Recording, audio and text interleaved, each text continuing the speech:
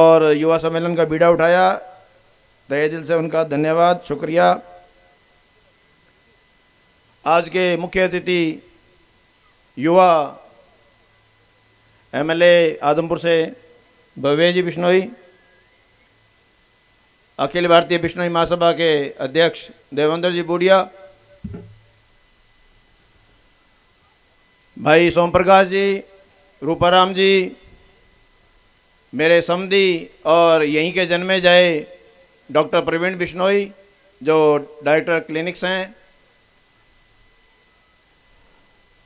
बेटी परी बिश्नोई जो आईएएस आइकॉन, डेनिश, प्रवीण जी के नाम के दूसरे हमारे प्रवीण भाटिया जी जो एक अलग जगह रहे हैं एजुकेशन में, गुरुजी के नाम से फेमस,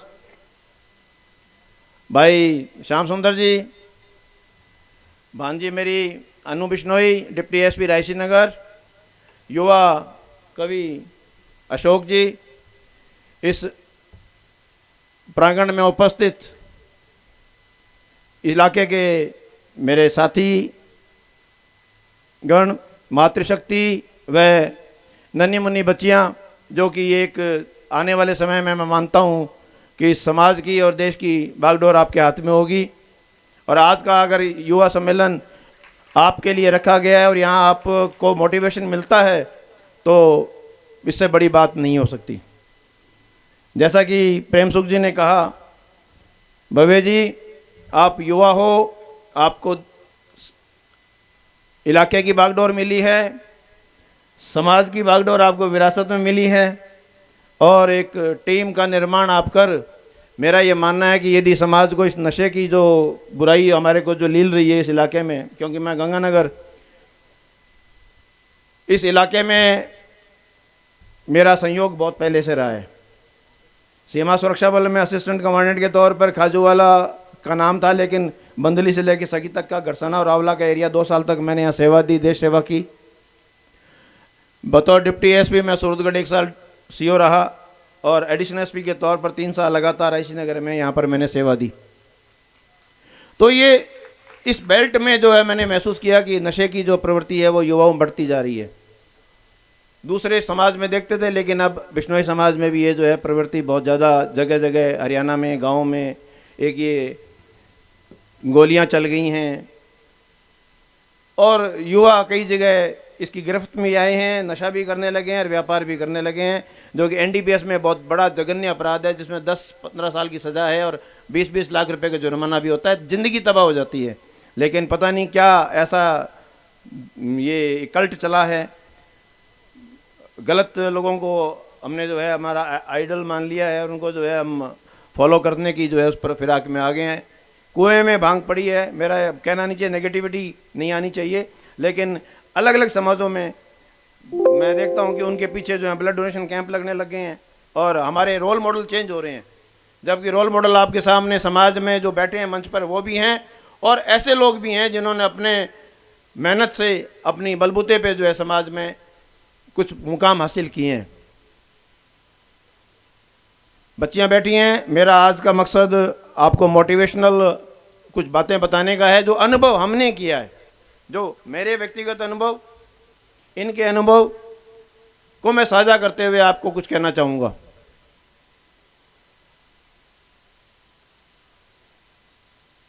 पिताजी ने कोटेशन मुझे बताई, उसका कोटेशन का मतलब मैं बता देता हूं। The Heights reached and kept bye great man were not attend in subtle flights. आप इंग्लिश मीडियम की स्टूडेंट इसलिए आप समझ सकती हैं। The Heights reached and kept, एक तो पहुंचना और उसको रखना बरकरार, केप्ट बाय ग्रेट मैन, जितने भी महापुरुष हुए हैं, बड़े लोग हुए हैं, उन्होंने जो आज तक ऊंचाइयां पाई हैं और उसको बरकरार रखा है, वो ऐसे नहीं किया।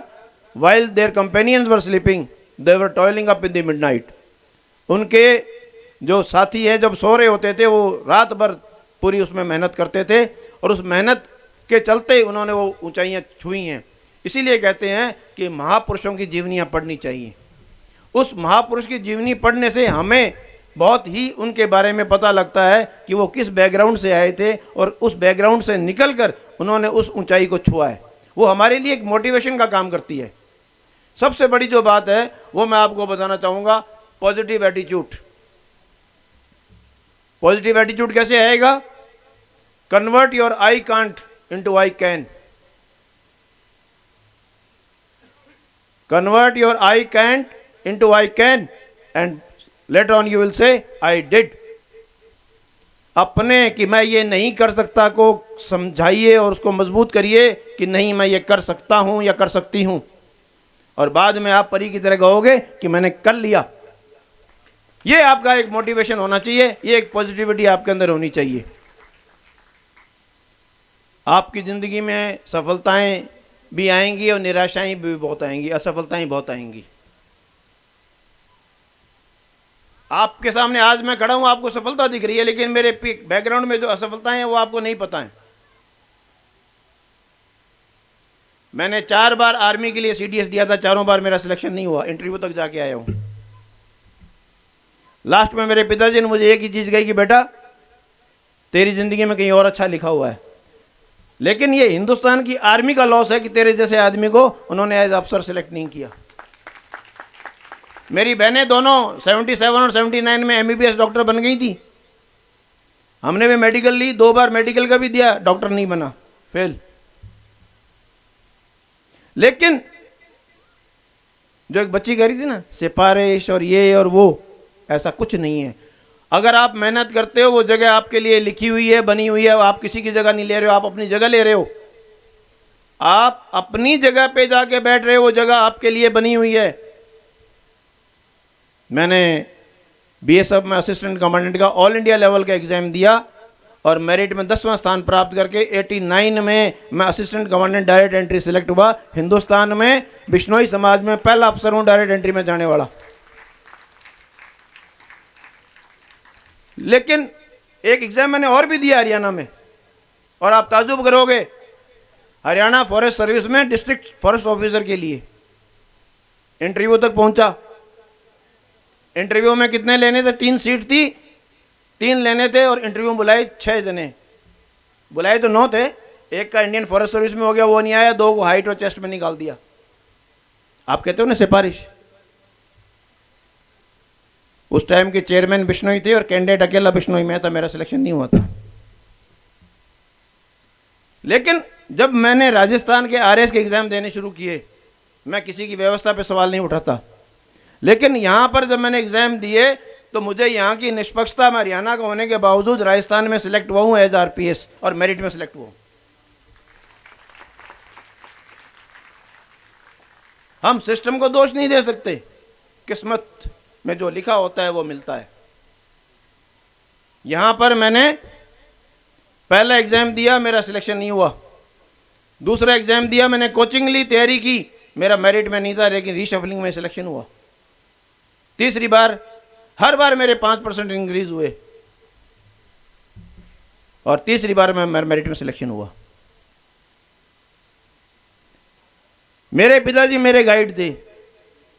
मेरे पिताजी हमारे समाज के हरियाणा के पहले आदमी थे जिन्होंने आर्मी में कमीशन लिया था, और उन्हीं की वजह से, क्योंकि वो एजुकेशन लाइन में रहे, बीएसएफ स्कूल के प्रिंसिपल भी रहे, तो हम चारों बहन भाई की पढ़ाई बहुत बढ़िया उस टाइम में हुई, जिसकी वजह से 2 बड़ी बहनें, दोनों एमबीबीएस डॉक्टर। 77 में हरियाणा की पहली महिला डॉक्टर होने का गौरव प्राप्त है उनको। मैं बीएसएफ में और यहाँ आरपीएस में आया, और छोटी बहन मेरी जो है डिस्ट्रिक्ट एजुकेशन ऑफिसर है। ये आप माताओं के लिए और सबके लिए एक मॉडल है कि ये अगर बच्चों में भेदभाव नहीं रखा जाए तो बच्चे बराबर हैं और बच्चे बराबर तरक्की कर सकते हैं। मेरे ससुराल में भी मेरी जो 3 सालियां हैं वो बड़ी एडिशनल एसपी आपकी अपने हनुमानगढ़ में रह के गई हैं। मेरी धर्मपत्नी जो है कॉलेज में लेक्चरर है। छोटी जो है उन्होंने पीएचडी की है, डॉक्टरेट की है, लेकिन अपना व्यापार देख रही हैं। बहुत स्कोप है आपके पास, लेकिन माँ बाप के लिए है कि बच्चों को सपोर्ट करें। तपना पड़ता है, त्याग करना पड़ता है बच्चों के लिए। Parenting is a 20-year business. मेरे को बड़ी हैरानी होती कई बार। मैं एक बार कोई मामला हुआ था, बच्चों को मैंने मोटर स्कूटर पकड़ते चलाते देख लिया था, पकड़ लिया था बच्चों को, उनके पेरेंट्स बुलाए। मैंने कहा तुमने छोटा सा बच्चा है 8वीं क्लास में, इसको स्कूटर दे दिया, मोटरसाइकिल दे दी, ये बच्चा कहाँ जा रहा है कहाँ रहा है तुम्हें पता नहीं। बड़ा हैरानी मुझे हुई कि साहब क्या करें, इसको ट्यूशन भी जाना पड़ता है, क्लास भी अटेंड करनी पड़ती है, मेरे पास टाइम नहीं है। तो मैंने कहा भले आदमी, तेरे पास जब टाइम नहीं था तो बच्चे पैदा ही क्यों किए तूने? अबे किसी ने पीले चावल थोड़ी दिए थे कि तेरे को कि तू पीले चावल ले और बच्चे पैदा कर। बच्चों के लिए टाइम देना पड़ता है। ये मैं आपको समझाना चाहता हूं। हमारे माँ बाप ने हमारे लिए टाइम दिया तो हम आपके सामने खड़े हैं। परी के माँ बाप ने टाइम दिया, परी आपके सामने बैठी, इनके सबके माँ बाप ने टाइम दिया है। और जो और भी कामयाब हुए उनके माँ बाप ने टाइम दिया है। आप अपनी जवाबदारी पहचानिए। बच्चों में टैलेंट है, उस टैलेंट को जो है आप कामयाब बनाइए। अगर किसी ने कोई गलत उदाहरण समाज में पेश कर दिया, उसको नजीर मत मानिए। अगर दो बहनें डॉक्टर बन गई और उन्होंने समाज से बाहर शादी कर ली, तो इसका मतलब नहीं है कि सारी लड़कियां बाहर जाके शादी करेंगी। मेरी बहनों ने समाज में शादी की है ना, मेरी सालियों ने समाज में शादी की है ना, पढ़ी लिखी होने के बावजूद भी। तो क्या हुआ अगर कोई गलत नजीर आपके सामने पेश होगी तो क्या उसको उदाहरण मान के चल लोगे? इनका भविष्य खराब करोगे? नहीं, उसकी जरूरत नहीं है। अपने बच्चे में विश्वास करिए, अपने बच्चे से संवाद रखिए, डायलॉग करिए, बच्चे को दोस्त मानिए, उससे बात करिए, उससे वार्तालाप करिए। और सबसे बड़ी जो ये माताएं बैठी हैं, आज मुझे बहुत खुशी है कि इस पंडाल में आपसे ज्यादा मातृशक्ति उपस्थित है। और इनकी जो है, इनका सबसे बड़ा रोल है इन बच्चियों को, अपने बच्चों को कामयाब करने में। इसीलिए बेटा एक एम रखिए, चाहे वो डॉक्टर बनना है, इंजीनियर बनना है, प्रशासनिक सेवा में जाना है, साइंटिस्ट बनना है, कुछ भी बनना है, एक एम रखिए और उस एम के साथ मेहनत करिए। मेहनत इतनी शिद्दत से करिए कि उसकी सफलता का शोर सबको सुनाई दे। Success is a ladder not an escalator. मेहनत करनी पड़ती है, सस्टेन्ड हार्डवर्क करना पड़ता है। एंड सस्टेन्ड हार्डवर्क भी इंटेलिजेंट हार्डवर्क। जब मैंने कंपटीशन दिए, मेरी कामयाबी नहीं हुई, पिताजी मुझे एक चीज कहते थे कि अपना पीछे का पूरे उसको बैठ के आत्म अवलोकन करो और आप ये देखो कि आप में कमी कहां रही है और उस कमी को क्या आप दुरुस्त कर सकते हो। यदि आप उस कमी को दुरुस्त कर सकते हो तो दोबारा पूरे जोश के साथ दोबारा बैठ जाइए और फिर उस कमी को दूर करिए। जैसा परी ने कहा कि साहब डर लगता है, डर नहीं रहना, डर नहीं, डर को निकालिए। मैं जब 8वीं क्लास में पढ़ता था तो मेरी सिस्टर बड़ी जो थी उसको मैंने यूं ही कहा, मैंने कहा मेरे को केमिस्ट्री अच्छी नहीं लगती। सिस्टर को बड़ी हैरानी हुई, बोली अभी तो आगे 8वीं में है, आगे तेरे को इंजीनियरिंग करनी है, डॉक्टरी करनी है, केमिस्ट्री तो बहुत इंपॉर्टेंट पार्ट है साइंस का। अलमारी खोली, अलमारी में से किताब निकाली केमिस्ट्री की छोटी सी, बोले ये इसकी केमिस्ट्री के सारे जो हैं उसके वैलेंसीज याद कर, और वैलेंसीज याद हो जाएगी तो तेरे को सारे के सारे जो हैं आगे उनका एटॉमिक स्ट्रक्चर पता लग जाएगा। डर को निकाल, उस डर को अंदर मत रख। वो डर को मैंने निकाला, केमिस्ट्री में मेरे बड़े अच्छे नंबर आए, साइंस में, फिजिक्स में मेरी डिस्टिंक्शन रही 12th में। तो मतलब कहने का ये है कि आपके अंदर कोई हवा है, उस हवे को निकालिए। I can't say I can में ले जाइए और I can say I did में आपका ये मंच पे आप आएंगे, ये मेरा दावा है। एक जो है आपके लिए कविता बता दूं, समय कम नहीं, ज़्यादा समय नहीं लूँगा क्योंकि मंच पे वक्ता बहुत हैं और कहने को बहुत कुछ है, घंटों बोला जा सकता है, लेकिन चूंकि मोटिवेशनल काम है तो आपके लिए जो एक छोटी सी कविता मैं उसमें सुनाना चाहता हूँ। परिंदे रुक मत तुझ में जान बाकी है, परिंदे रुक मत तुझ में जान बाकी है, मंजिल बहुत दूर है, बहुत उड़ान बाकी है। आज या कल मुट्ठी में ही होगी दुनिया, लक्ष्य पर अगर तेरा ध्यान बाकी है। यूं ही नहीं मिलती रब की मेहरबानी, एक से बढ़कर एक इम्तिहान बाकी है। जिंदगी की जंग में है हौसला जरूरी, जीतने के लिए सारा जहां बाकी है।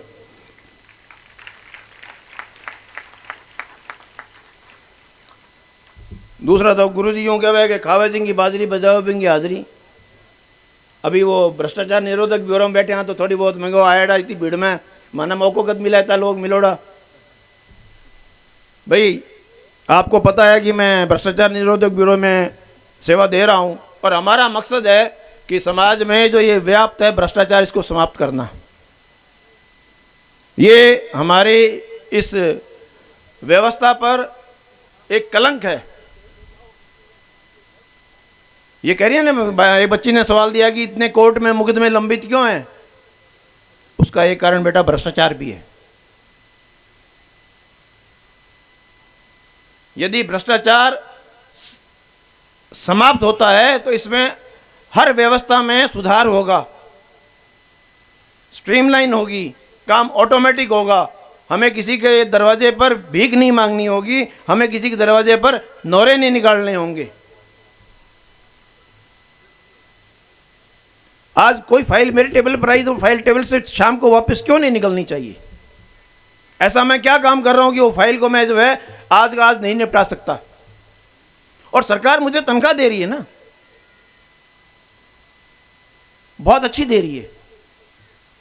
बाकी क्या होता है कि कई बार हम कहते हैं साहब आप मेरे पास कई बार आते हैं काम करवाने के लिए कि साहब वो काम करवा दो मारो,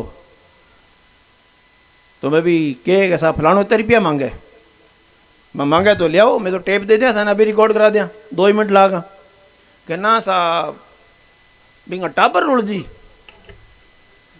अरे बेटे का बाप भी ने तो खुद का टाबर की चिंता है ही कौन है, थे बिंगा टाबर की चिंता करो।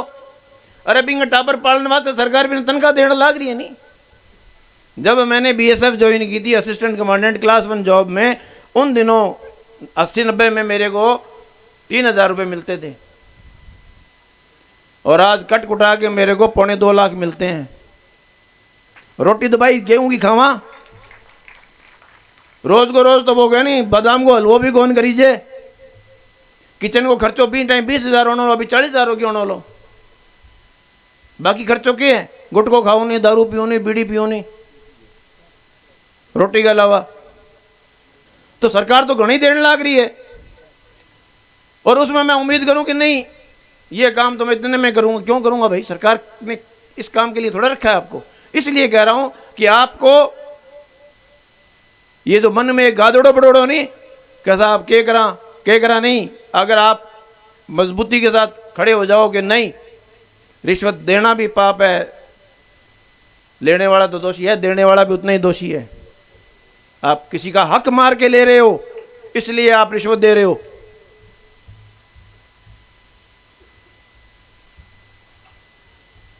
तो ये अगर आप हमारे हाथ मजबूत करते हो तो मैं ये मानता हूं कि आपके आसपास का वातावरण बहुत अच्छा हो जाएगा, बहुत ही स्मूथनेस आएगी और एक आप समाज का भला करोगे।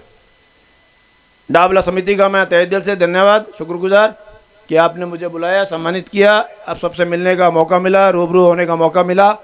धन्यवाद। जय हिंद। बोलिए गुरु जम्बेश्वर भगवान की।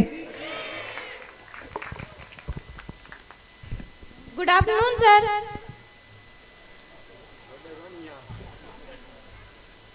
वेरी गुड आफ्टरनून सर, मैं निशा श्री गुरु जम्बेश्वर बालिका उच्च माध्यमिक विद्यालय पुड्डा जो डावला की कक्षा 12 की छात्रा हूँ।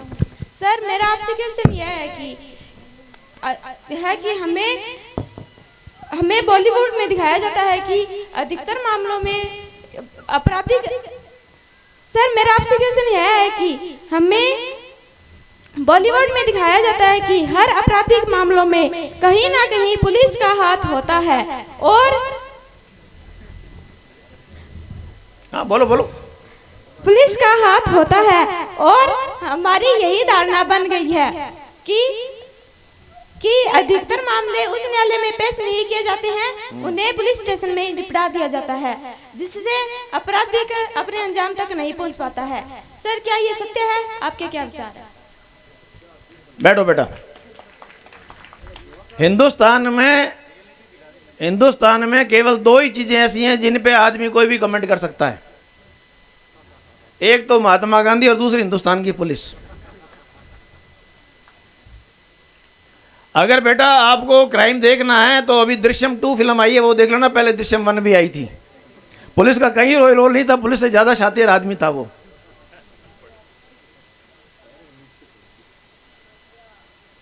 ऐसा नहीं है बेटा। मानवीय गुण अवगुण सब जगह रहेंगे।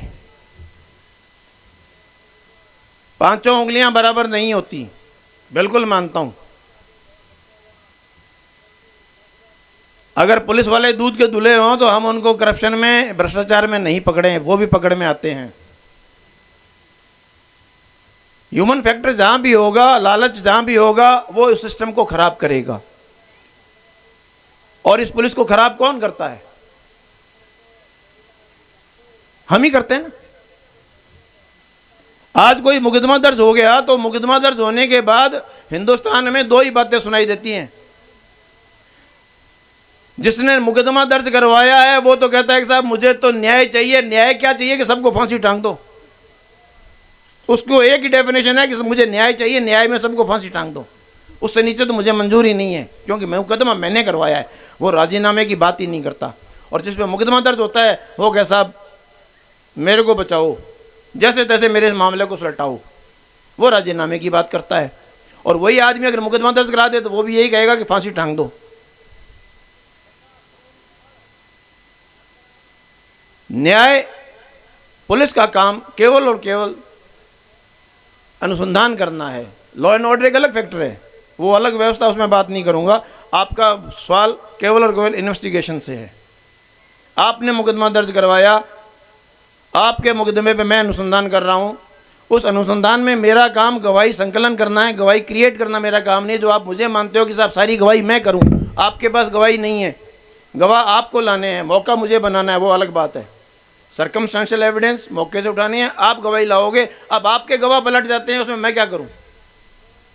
वो गवाह क्यों पलटता है? ह्यूमन फैक्टर उसके अंदर है, रिश्तेदारी उसके अंदर है, पैसा उसके अंदर है, हर चीज है। और दोष किस पे? जुडिशरी पे और पुलिस पे। ऐसा नहीं है बेटा, ये जो सिस्टम चल रहा है ये अच्छे लोगों की बदौलत चल रहा है। हाँ, 5-7% लोग नियमों से अलग हो सकते हैं, वो हर समाज में, हर डिपार्टमेंट में, हर तबके में, हर जगह होंगे, लेकिन उससे पूरे डिपार्टमेंट को खराब नहीं बताया जा सकता। Thank you.